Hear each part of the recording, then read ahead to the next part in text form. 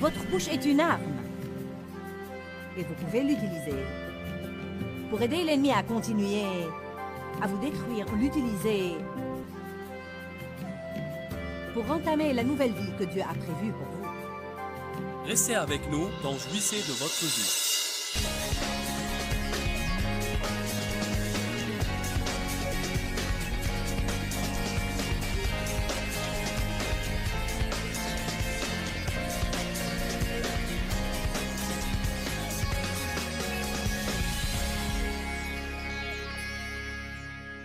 Je veux que vous m'écoutiez aujourd'hui. On est le produit de notre passé, mais on ne doit pas en devenir les prisonniers. Je répète encore une fois, nous sommes le produit de notre passé, mais nous ne devons pas devenir prisonniers de notre passé. Votre désordre peut devenir votre message. Votre confusion peut devenir votre ministère, et c'est ce qui s'est passé pour moi. La pagaille que j'ai eue dans ma vie à cause des choses qui m'ont été infligées, et celle que j'ai faite, est devenue mon ministère. Et je me hasarde à dire que c'est presque journellement le cas. La Bible dit dans Romains chapitre 8, verset 28, que toute chose concourt au bien de ceux qui aiment Dieu, de ceux qui sont appelés selon son dessein. On parle de la prière juste avant dans Romains 8, 26, que nous ne savons pas prier comme il faut, mais l'Esprit lui-même prie en nous. Alors, toute chose concourt au bien. Ainsi, je crois que quoi qu'il arrive dans notre vie, dites, quoi qu'il arrive dans ma vie,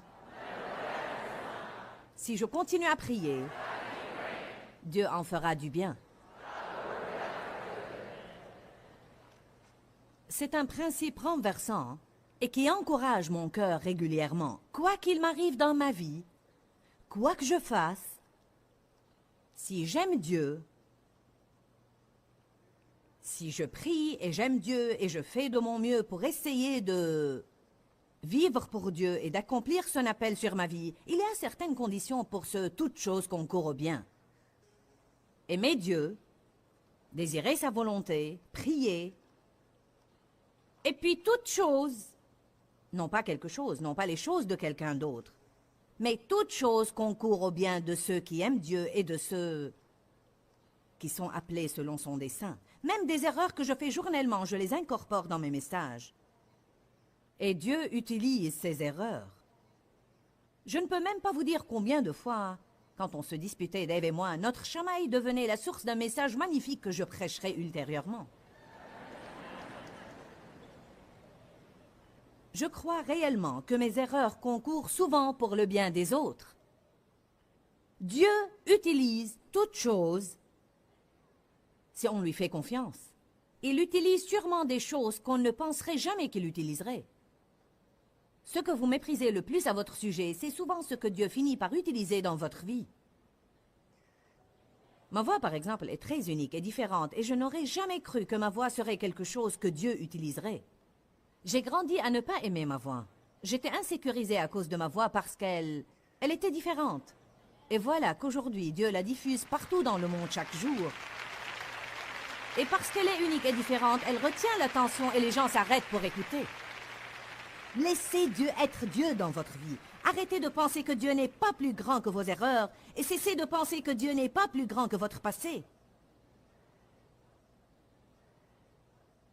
Votre futur commence en ce moment. Quelques questions. Y a-t-il quelqu'un ici qui a eu un mauvais départ dans la vie?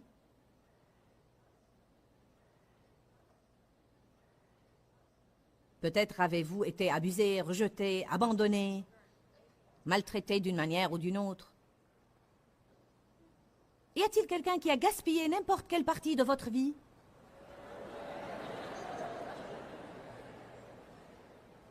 Y a-t-il quelqu'un qui a fait des erreurs que vous souhaitez que vous puissiez retourner et changer?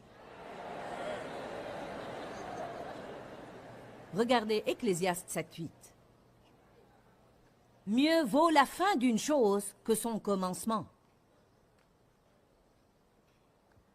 Je ne vais pas lire la suite car je lis cette première phrase. Mieux vaut la fin que le commencement.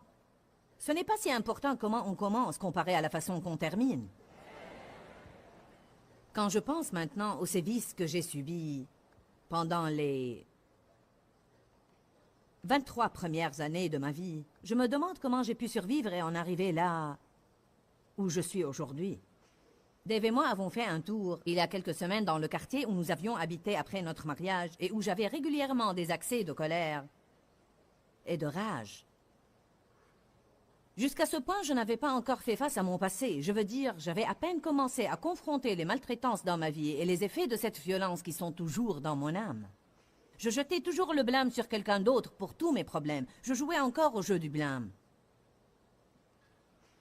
Je n'avais même pas commencé à faire du progrès. Nous sommes passés devant la première maison où nous avions vécu et puis devant la deuxième maison que nous avions habitée. Puis nous sommes passés devant le magasin où j'allais souvent et le petit marché où je faisais mes courses. Je me rappelle comment je poussais mes enfants dans la poussette pour monter et descendre cette rue quand j'allais faire mes courses. Nous sommes passés devant le magasin où je revendais des bouteilles vides pour acheter mes cigarettes.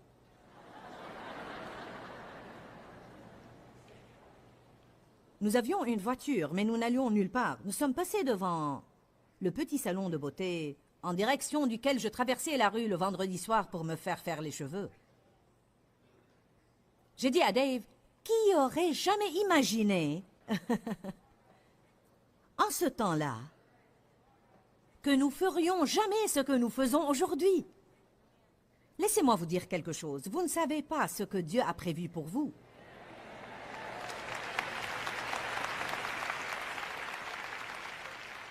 Écoutez-moi aujourd'hui. Je veux que chaque personne parte d'ici encouragée. Vous en êtes là où vous en êtes en ce moment, mais ce n'est pas là où vous finirez.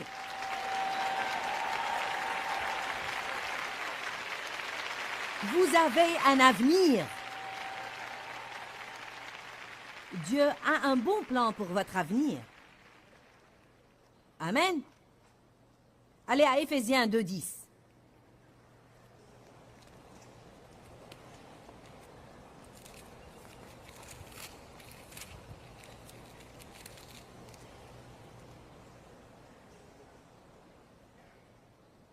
N'essayez pas de persuader Dieu de formuler un bon plan pour votre vie. Dieu en a déjà formé un pour vous.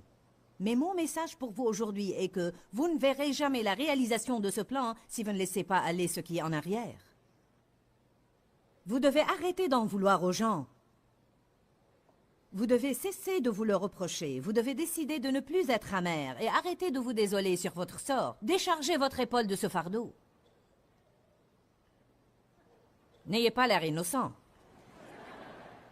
Je répète, vous devez cesser de jeter le blâme sur les autres. Vous devez pardonner, pardonner complètement et libérer au Seigneur quiconque qui vous a blessé. Vous ne pouvez pas parvenir à votre avenir en traînant votre passé. La porte de votre futur n'est pas assez large pour que vous y traîniez votre passé. Laisser aller veut dire que vous n'y pensez plus et vous n'en parlez plus. Quand on dit « oubliant ce qui est en arrière », comment est-ce qu'on fait ça? Vous n'y pensez plus et vous n'en parlez plus. Vous ne pouvez pas surmonter quoi que ce soit tant que vous en parlez. Vous ne croirez jamais ce qu'ils m'ont fait. Malheureuse que je suis, pauvre de moi.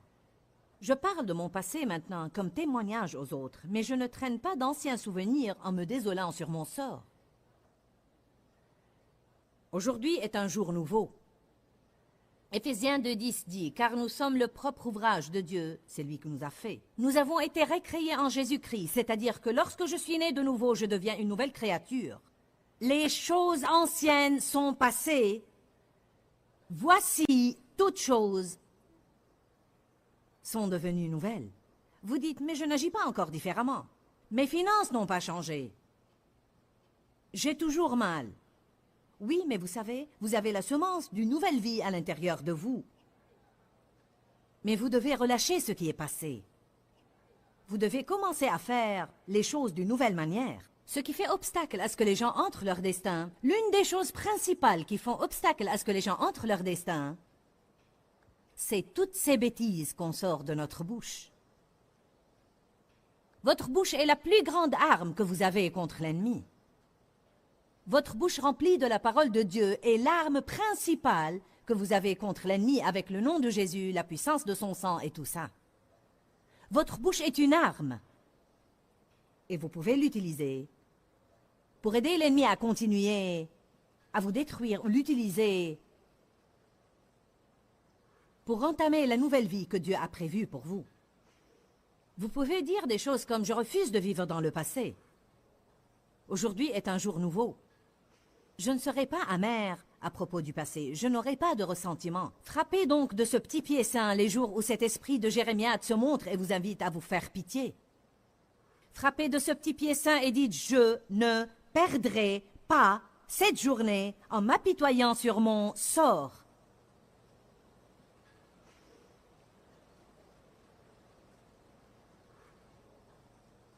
Je ne vous demanderai pas d'ouvrir à ce passage. Mais j'ai lu un livre récemment qui a pris ce verset comme base pour l'un de ses chapitres. Un verset que je n'avais jamais travaillé, ni entendu d'enseignement à son sujet. C'est le psaume 90, 12. Et il dit « Apprends-nous à bien compter nos jours, afin que nous obtenions la sagesse du cœur. » L'auteur, qui est en fait Watchman Nee, disait qu'on doit considérer et compter les jours qu'on a gaspillés et on doit obtenir la sagesse du cœur pour arrêter de faire les choses qui nous ont fait perdre ces jours. Et on doit se rendre compte du don précieux qu'est la vie et on doit faire alliance avec Dieu et nous engager à lui et coopérer avec Dieu pour ne plus perdre notre temps.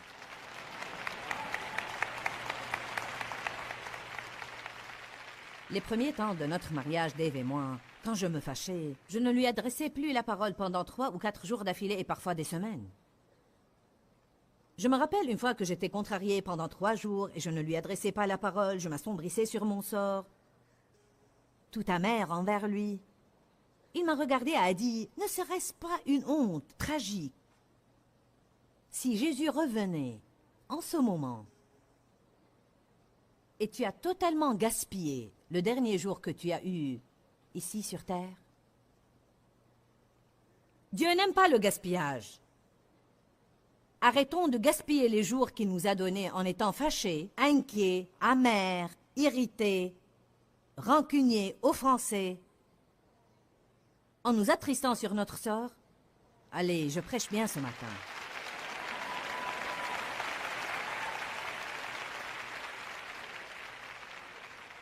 Éphésiens 2:10, car nous sommes le propre ouvrage de Dieu, récréés en Jésus-Christ, pour que nous fassions ces bonnes œuvres que Dieu a prédestinées et préparées d'avance, afin que nous les pratiquions, suivre les chemins qu'il a préparés d'avance, pour que nous nous y engagions. Écoutez-moi ça, vivre la bonne vie. Vivre la bonne vie qu'il a arrangée au préalable et a préparée pour que nous la vivions. Prenez Jérémie 29.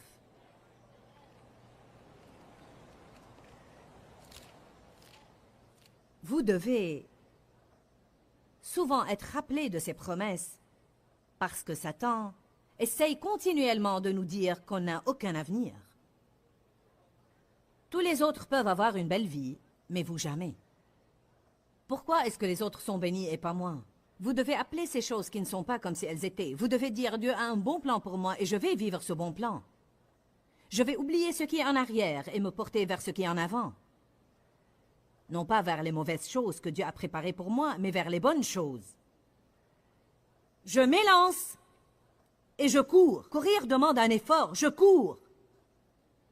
Il va falloir identifier certaines choses que vous faites peut-être qui vous font obstacle et laisser tomber ces choses-là. Qui croit que Dieu a de meilleures choses pour vous que ce que vous éprouvez actuellement?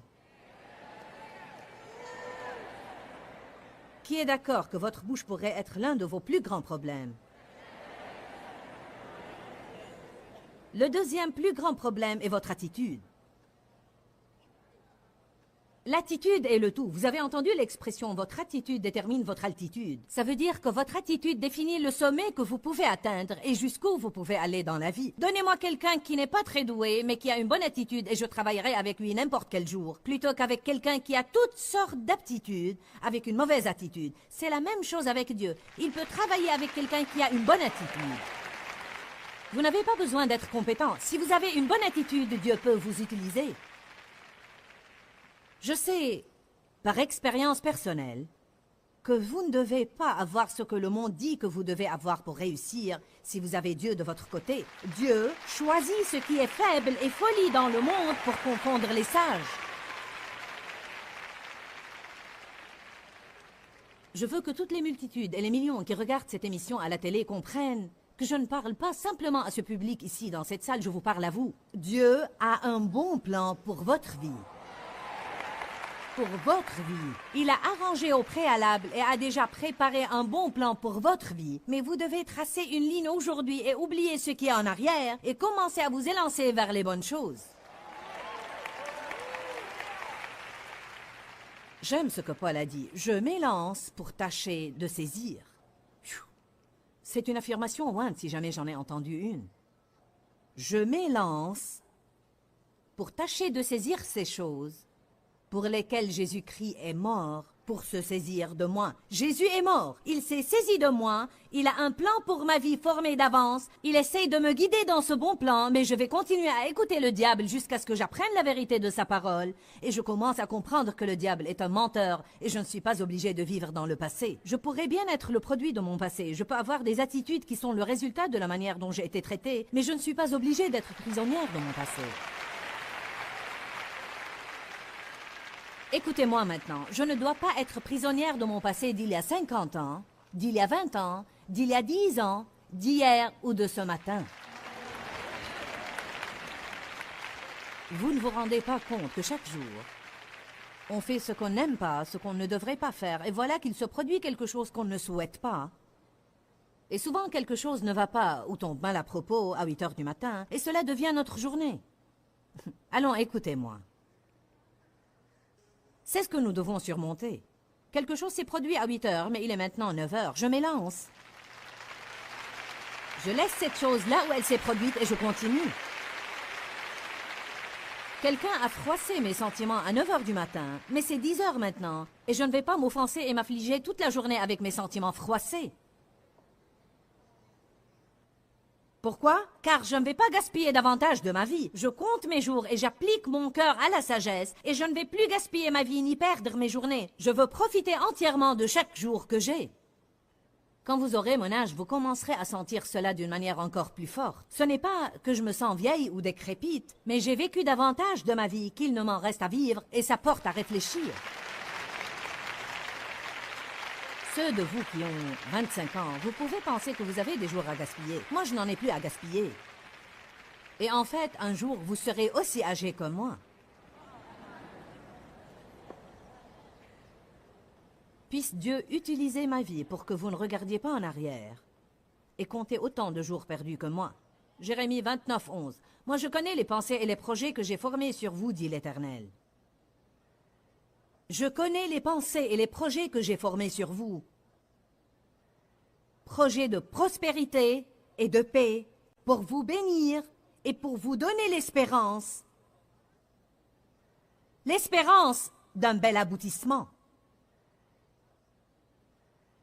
Jean 6, verset 12. Jésus donnait à manger à la multitude.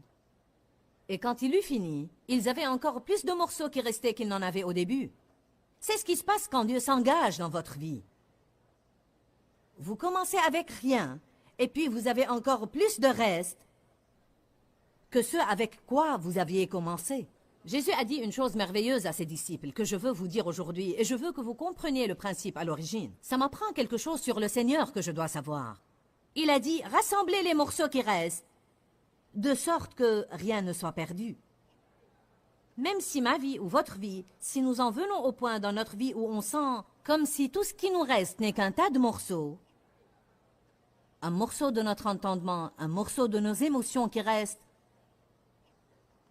rien qu'un peu de ceci et un peu de cela, où que vous regardiez, il semble y avoir un problème. Jésus dit, rassemblez les morceaux et apportez-les-moi, et je m'assurerai que rien de votre passé qui vous avait blessé ne sera perdu. Je l'utiliserai d'une manière ou d'une autre pour votre bien et pour le bien de quelqu'un d'autre. C'est une promesse formidable aujourd'hui. Alléluia! Eh bien, j'ai été maltraité. Offrez ça à Dieu et laissez-le l'utiliser. J'ai été rejeté. Offrez ça à Dieu et laissez-le l'utiliser. J'ai fait trop d'erreurs, j'ai fait ceci, et j'ai fait cela, et j'ai fait ceci, et j'ai fait cela. Il n'y a aucun espoir pour moi, j'en ai trop mal fait. Ça pourrait marcher pour toi, Joyce, tu es prédicatrice. Laissez-moi vous rappeler quelque chose, Moïse était un meurtrier. On ne pense pas à ces choses-là, on ne pense qu'au grand Moïse.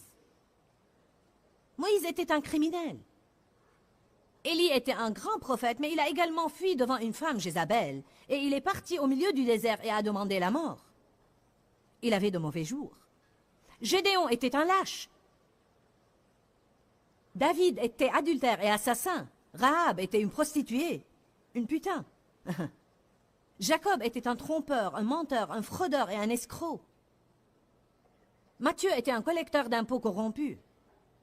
Pierre était un homme orgueilleux qui parlait vainement. Thomas était douteur. Voilà ceux à qui j'ai pu penser ces quelques secondes. Tout ce que vous devez faire, c'est voir quelle personne Dieu a utilisée, et il y a de l'espoir pour n'importe qui d'entre nous.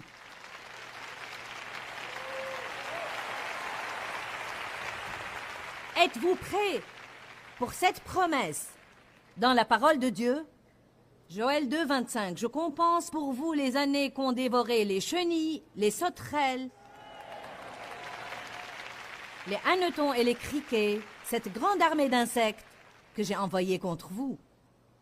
Je compense pour vous les années que le diable vous a volées. La promesse pour vous aujourd'hui est « Je compense pour vous ». Ésaïe 61, 3 est fabuleux. Il nous donne un diadème au lieu de la cendre, une huile de joie au lieu du deuil, un vêtement de louange au lieu d'un esprit abattu, pour qu'on devienne des térébintes de la justice, une plantation de l'Éternel pour servir à sa gloire. Il a pris mes cendres, il m'a donné un diadème et maintenant Dieu est glorifié dans ma vie. Il a pris mon deuil, un esprit abattu, et il m'a donné l'huile de joie. Maintenant Dieu est glorifié par ma vie. Dieu adore prendre les choses que Satan vous a fait et les lui frotter au visage en employant les mêmes choses que Satan a destinées pour vous détruire comme votre ministère pour aider les autres. Ouh, alléluia!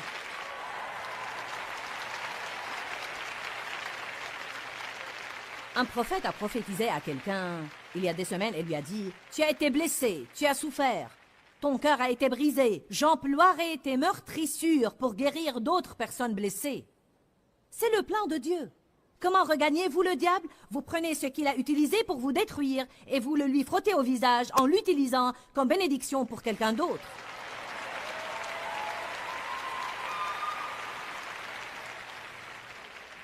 Rassemblez les morceaux, que rien ne soit perdu. Apportez-moi vos cendres, je vous donnerai un diadème. Mais voilà le problème. Beaucoup de gens veulent le diadème, mais ils veulent garder leurs cendres ici, dans une petite boîte de souvenirs quelque part, pour qu'ils puissent certains jours se désoler et s'affliger toute la journée sur ce que c'était.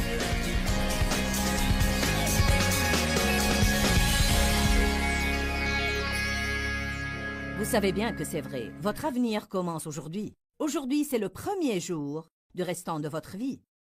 C'est si merveilleux qu'en Christ on puisse avoir de nouveaux commencements. Nous sommes des produits de notre passé, mais nous ne devons pas devenir les prisonniers de notre passé. Prenez une décision de cesser de gaspiller vos journées. Ne soyez pas déprimés, découragés, écrasés, désespérés, parce que c'est une perte du temps que Dieu vous a donné. Pourquoi, Seigneur, pourquoi? Dans ce livret, Joyce Meyer nous enseigne à travers la parole comment être délivré de la confusion. Pour obtenir ce livret gratuitement, écrivez-nous à Joyce Meyer, boîte postale 40095-6300, Larnaca, Chypre. Ou bien visitez notre site web www.joycemeyer.org/fr.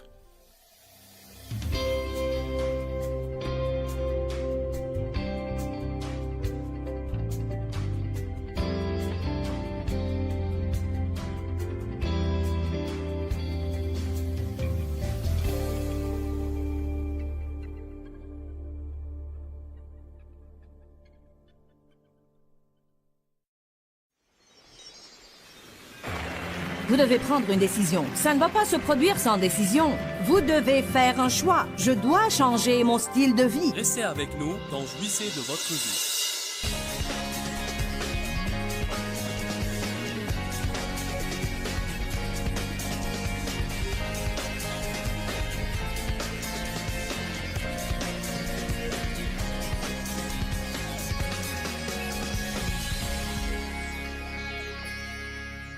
Tout le monde n'a pas quelque chose. J'ai employé un français défectueux pour marquer un point. Je n'ai pas ceci et je n'ai pas cela. Oui, mais vous avez ceci et vous avez cela. Chacun n'a pas quelque chose. Vous souhaiterez échanger ce que vous n'avez pas contre ce qu'ils n'ont pas? J'aurais souhaité avoir des parents bons envers moi comme eux. Hein? Peut-être que vous auriez eu ça, mais vous ne voudriez pas avoir ce qu'ils n'ont pas eu. Chacun n'a pas eu quelque chose et n'a pas quelque chose et ne peut pas faire quelque chose. Ne pensez pas à ce qu'on ne peut pas, ce qu'on ne veut pas et ce qu'on n'a pas.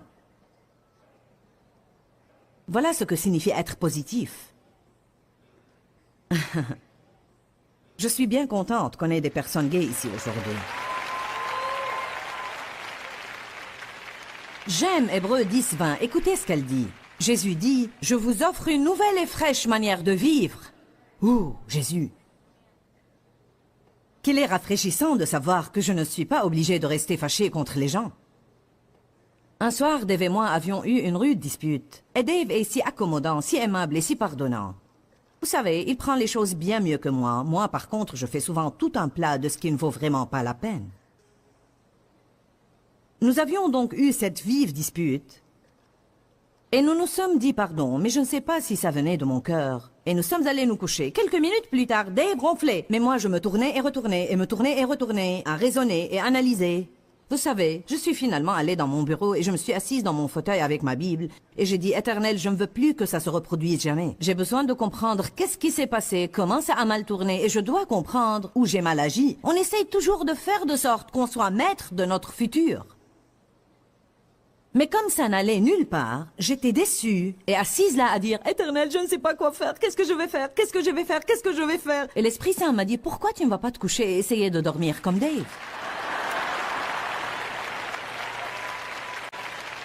Ça, c'est une idée fraîche. Voyez-vous de quoi je parle? Une nouvelle et fraîche manière de vivre. Je veux que vous traciez une ligne aujourd'hui et je veux que vous cessiez de faire les choses dans votre vie de la manière dont vous les aviez toujours faites. Si vous êtes susceptible et vos sentiments sont facilement piqués, alors prenez une décision aujourd'hui. J'en ai assez de vivre vexé. Comme je ne serai jamais dans une situation où rien ne va me froisser, c'est donc moi qui dois changer. Je fais ce choix aujourd'hui de ne plus être comme ça. Et si je suis heurtée, eh bien, je vais courir à Jésus et lui demander de me guérir.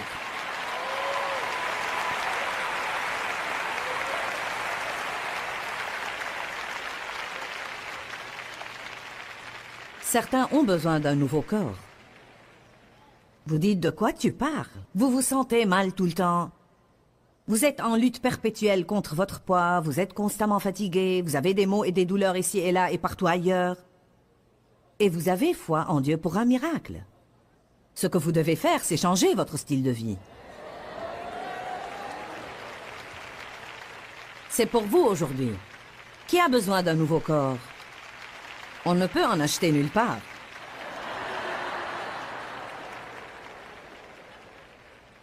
Vous avez besoin de prendre une décision. Vous savez quelle décision vous devez prendre? Vous devez décider de cesser de manger n'importe quoi.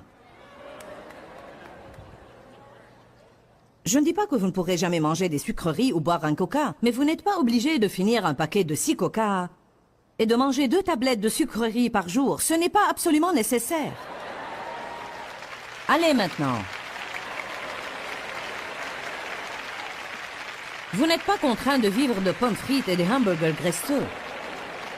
Vous devez prendre une décision. Ça ne va pas se produire sans décision. Vous devez faire un choix. Je dois changer mon style de vie. Il ne vous faut pas un régime. Il vous faut changer votre style de vie. Vous savez pourquoi? Parce qu'un régime exprime « je vais me priver pour que je puisse me régaler de tout ce que je veux après ». Et donc, tout ce qu'on fait, c'est du va-et-vient, et on recommence. Certains ont perdu 2000 kilos dans leur vie. Je pourrais être du nombre, je ne sais pas. Il y a plusieurs années, j'ai décidé que je dois changer de style de vie. Dave et moi, nous mangeons bien maintenant. Est-ce qu'il m'arrive de manger quoi que ce soit de sucré? Oui. Est-ce qu'il m'arrive de boire un coca? Oui, une fois de temps en temps. Mais j'ai appris à ne pas exagérer parce que ça me rend malheureuse. J'ai appris que je ne peux pas vivre de nourriture industrielle et me sentir en forme. Je ne vais pas me sentir en forme si je ne dors pas. Je dois dormir. Certains d'entre vous n'ont tout simplement pas assez de sommeil pour différentes raisons. Se coucher tard le soir, regarder la télévision, de mauvaises habitudes, ou quelle que soit la cause. Je sais qu'il y en a qui n'arrivent pas à dormir, mais même ça pourrait bien avoir comme cause de mauvaises habitudes dans votre vie. Dieu peut donner à ses bien-aimés du sommeil. On a tous besoin du repos, du sabbat. Vous devez avoir un jour par semaine. C'est une loi spirituelle. Personnellement, je ne pense pas que ça doit être un jour particulier. Différentes personnes enseignent cela différemment. Mais moi, je fais partie de ceux pour qui tous les jours sont égaux. Mais je crois qu'il vous faut un temps où vous vous arrêtez, où les choses redeviennent tranquilles, un temps où vous sortez de l'ordinaire, où vous ne faites pas simplement la même chose que tous les jours, la même routine. Vous devez vous reposer et écouter de la musique. Vous devez faire quelque chose que vous aimez, passer du temps en famille, descendre du tapis roulant à un moment donné dans votre vie. Vous devez boire de l'eau et en boire beaucoup. Vous êtes supposé boire la moitié de votre poids d'eau. Certains sont en train de calculer cela et ça vous terrifie. Qu'est-ce que j'ai dit? En onces. Onces, oui. Ce serait drôle si vous essayiez de boire 40 kilos d'eau chaque jour. Ou ce que ça pourrait être. Je voulais dire la moitié de ce que vous pesez en onces. Si vous pesez 50...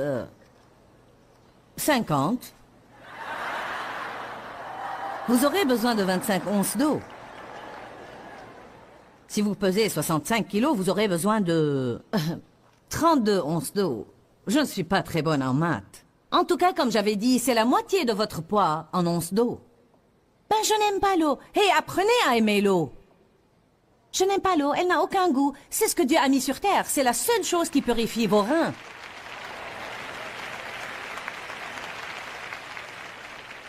Soyez radical. Je parlais à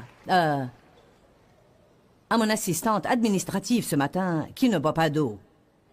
Et nous avons eu cette conversation. Et elle a dit, ça ne me vient pas à l'esprit.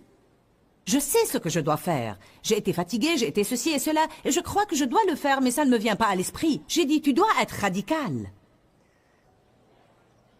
Qu'est-ce que je peux faire? Eh bien, mets une bouteille d'eau sur ton bureau, apporte-en une avec toi dans ta voiture tout le temps, et si tu ne te rappelles toujours pas de boire, mets un signal sonore toutes les 30 minutes, et à chaque fois que le truc sonne, va boire de l'eau jusqu'à ce que tu formes une nouvelle habitude. C'est le jour de prendre des décisions pour former de nouvelles habitudes.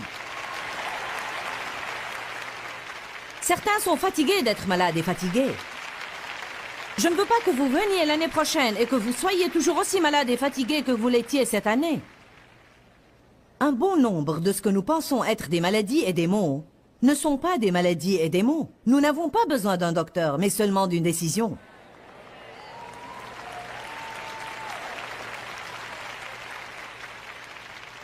Je vous parle d'expérience parce que je me sentais mal, sans cesse pendant longtemps, et j'ai réalisé finalement que je devais ôter ce stress de ma vie, sinon j'allais mourir. Le docteur me disait, je ne peux rien trouver d'anormal, tu es sans doute stressé. Vous me stressez en me disant que je suis stressée. Ça me rendait folle, je voulais tout simplement qu'il trouve une raison pour ça. Mais l'entière raison, c'était que j'abusais mon corps. Allez, je parle à certains d'entre vous.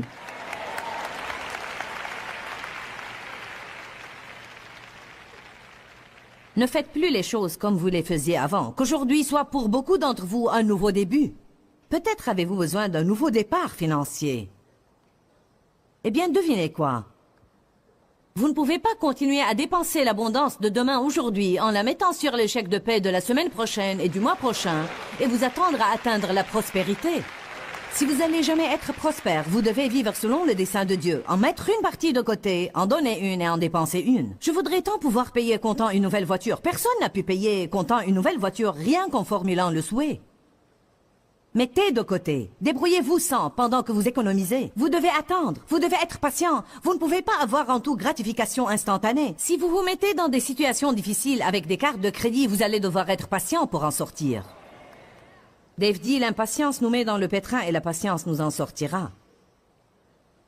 Vous ne voulez pas entendre un sermon sur les finances, alors je n'en dirai pas plus. Mais je vais faire une conférence entièrement sur les finances. Car je vous le dis franchement, je pense qu'à peu près 90% des gens ont des problèmes financiers. Dieu veut qu'on soit prospère, il ne veut pas qu'on soit stressé tout le temps dans ce domaine. Mais vous ne pouvez pas continuer à tout faire de la même manière et mettre votre foi en Dieu pour un miracle. Comprenez cela aujourd'hui. Nous croyons en la puissance miraculeuse de Dieu. Dieu fait effectivement beaucoup de miracles, mais écoutez-moi. Si vous faites ce que vous pouvez faire, Dieu suppléera à ce que vous ne pouvez pas faire. Mais si vous ne faites pas ce que vous pouvez faire, Dieu ne suppléera pas le reste non plus. Nous avons notre part et Dieu a la sienne. Quand on fait notre part, nous semons une semence pour une moisson. Dans nos vies, on ne peut pas prier à avoir foi en Dieu avec une conscience coupable. Si on ne fait pas notre part, on ne se sent pas à l'aise. Amen. Une nouvelle et fraîche manière de vivre. Lamentation 3:23. La compassion de l'Éternel se renouvelle chaque matin.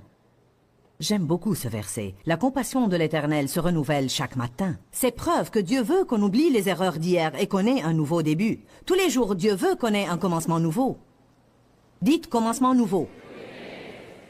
Qui peut penser à certains domaines dans sa vie où il a besoin d'un nouveau début? Amen. Ésaïe 42:10. Chantez pour le Seigneur un chant nouveau. Certains ont chanté la même vieille chanson assez longtemps. Ésaïe 62 nous promet un nom nouveau. Mais ce nom nouveau représente un changement du caractère. Allez à la Genèse 32.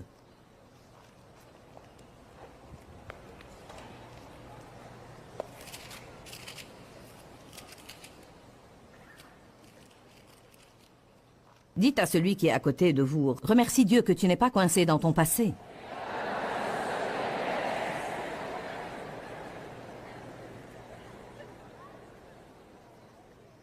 Jacob était un homme qui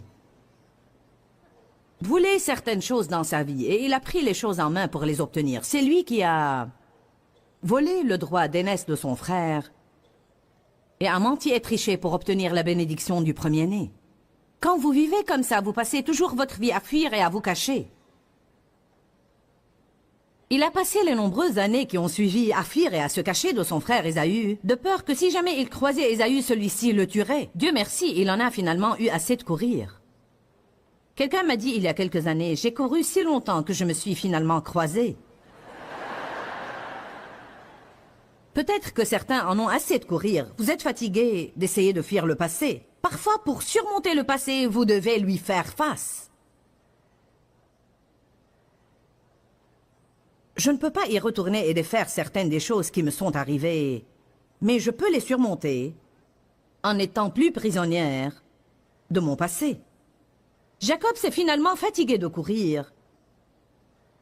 Et Genèse 32:22 nous dit « Il se leva cette même nuit, prit ses 2 femmes, ses 2 servantes, ses 11 enfants et passa le gué de Yabok. » Verset 23. Alors il les prit et leur fit passer le torrent, puis il fit passer tout ce qui lui appartenait. Verset 24. Et Jacob resta seul. Il s'est mis dans une situation où il tâchait de chercher Dieu. Rien de ces choses me satisfait désormais. Autant aller trouver Dieu jusqu'à ce que je sois réaligné. Allez maintenant. Et Jacob resta seul. Un homme lutta avec lui jusqu'au lever de l'aurore. Un homme, homme avec H majuscule. C'était l'ange de l'Éternel, une manifestation de Jésus-Christ lui-même. Voyant qu'il ne le maîtrisait pas, cet homme le frappa à la courbe du fémur qui se déboîta alors qu'il luttait avec lui. Il dit « Laisse-moi aller car l'aurore se lève. » Et Jacob répondit « Je ne te laisserai pas aller, que tu ne m'aies béni. » L'homme lui dit « Quel est ton nom? »« Quel est ton nom, Jacob? Quel est ton nom? » Et quand Jacob a répondu « Jacob », la Bible amplifiée dit « Dans le choc, de la prise de conscience, en chuchotement, il dit « Mon nom est Jacob », qui signifie trompeur, menteur, fraudeur et escroc. Il reprit « Ton nom, Dieu nous donne un nom nouveau, mais quand il nous donne un nom nouveau, ça représente une évolution du caractère. Ton nom ne sera plus Jacob trompeur, mais tu seras appelé Israël, qui a contesté avec Dieu, car tu as lutté et tu as été fort contre Dieu et contre les hommes et tu as été vainqueur. » C'est incroyable comme histoire si vous y pensez, parce que Jacob représente exactement ce dont je parle. Il a eu un passé pénible. Il a fait des choses vraiment stupides. Il a pris la fuite et s'est caché, il essayait de faire les choses à son idée. Il s'est finalement dit « Je dois trouver Dieu ici. » Même si je dois tout laisser, je dois trouver Dieu. Eh bien, au cours de sa lutte avec Dieu, la courbe du fémur a été déboîtée. Disons juste à titre d'exemple qu'à partir de ce moment-là, Jacob boitait. Ce handicap représente les faiblesses dans notre vie, les échecs passés dans notre vie. Alors voici qu'arrive, en boitant ce fichu trompeur, fraudeur, escroc, Jacob. Mais il dit à Dieu une chose pleine d'assurance. « Je ne te laisserai pas aller que tu ne m'aies béni. » Je sais que je ne le mérite pas. Je vois ce handicap. Je ne te laisserai pas aller que tu ne m'aies béni. Et Dieu aime ça. Il aime ça. Il a dit, il y a eu une transformation en toi. Je vais changer ton nom. Tu as eu un changement du cœur et une évolution du caractère. Je dis toujours, Jacob a peut-être boité, mais il a eu sa bénédiction. Amen.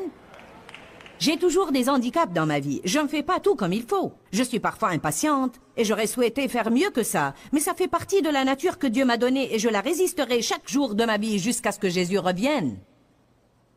J'ai un handicap, oui, mais je suis bénie. Ne permettez plus que vos problèmes passés, ne permettez plus que vos échecs vous détournent des bénédictions d'aujourd'hui. Amen. Que tout le monde dise « Je suis béni ». On a la promesse d'un nouveau ciel et une nouvelle terre. La Bible nous exhorte de renouveler notre intelligence, d'avoir une fraîche attitude. Jésus nous a donné un commandement nouveau. Matthieu 9, 17 dit qu'on ne peut pas mettre du vin nouveau dans de vieilles outres. Vous ne pouvez pas mettre la nouvelle vie dans de vieilles idées et de vieilles attitudes. Y a-t-il quelqu'un ici aujourd'hui qui peut penser au moins à une mauvaise attitude à laquelle il doit renoncer? Certains d'entre vous font... C'est la première chose à abandonner. Je suis sérieuse, car vraiment, ce que je veux dire par cela... c'est « je ne veux pas que quiconque sache ». Je ne veux pas faire face à ça.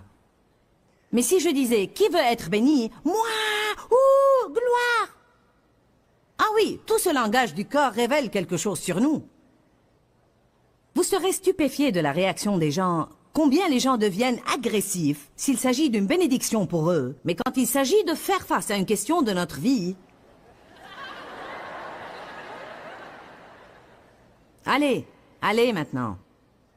Je répète encore une fois. Y a-t-il quelqu'un ici qui peut penser à une mauvaise attitude à laquelle il doit faire face et l'affronter et s'en débarrasser? Amen, c'est bien. Parce que maintenant vous dites, je suis prête Seigneur à faire face à ça. Je suis prête à lutter. Je suis prête à tout laisser de l'autre côté du gué et le franchir pour lutter avec toi. Je pourrais m'y déboîter la hanche, mais je m'en irai boitant avec ma bénédiction. Alléluia.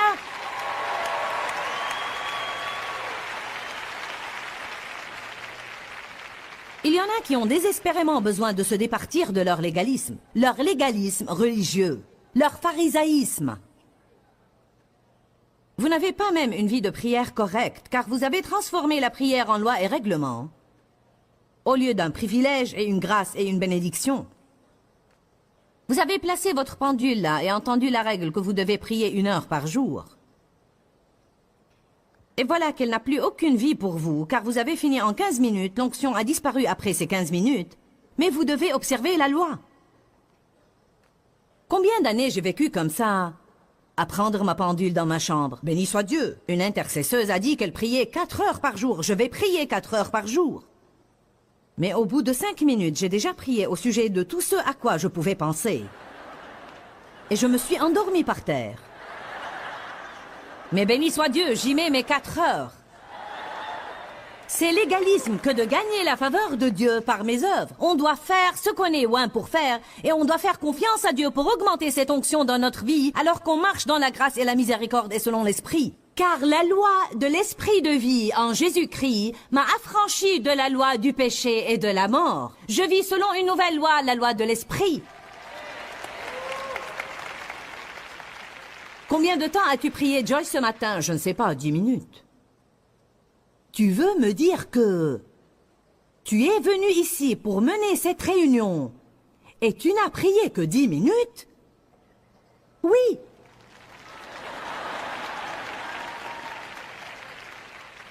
Eh bien, ça ne m'a pas l'air très spirituel. Je prie tout le temps. Je parle à Dieu tout le temps. Je ne me suis pas levée du lit ce matin, j'ai glissé de mon lit sur mes genoux et la première chose que j'ai faite, c'était de dire à Dieu combien je l'aime.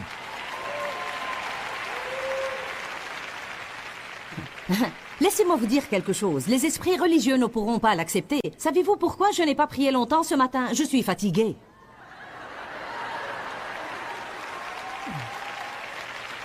J'ai travaillé dur pendant 4 sessions. J'épanche mon cœur devant vous depuis déjà 12 heures maintenant.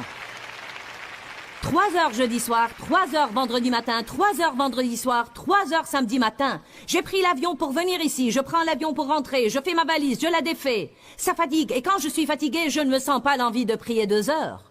Et Dieu comprend cela. Et mon onction ne repose pas sur le nombre d'heures que je prie par jour.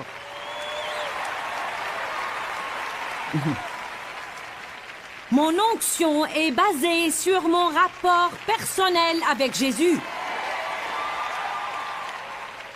Et j'ai cela, il tient le premier rang dans ma vie. Amen. Je descendrai de l'estrade et je marcherai jusqu'au fond en disant « Merci Jésus pour une conférence formidable, Éternel, je t'aime ».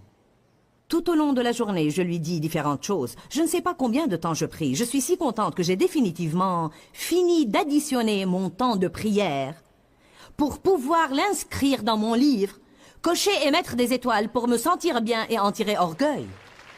Allez, je prêche bien.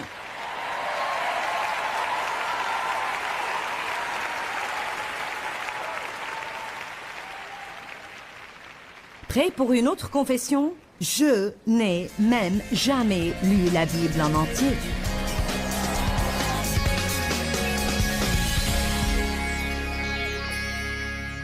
Vous savez bien que c'est vrai. Votre avenir commence aujourd'hui. Aujourd'hui, c'est le premier jour du restant de votre vie.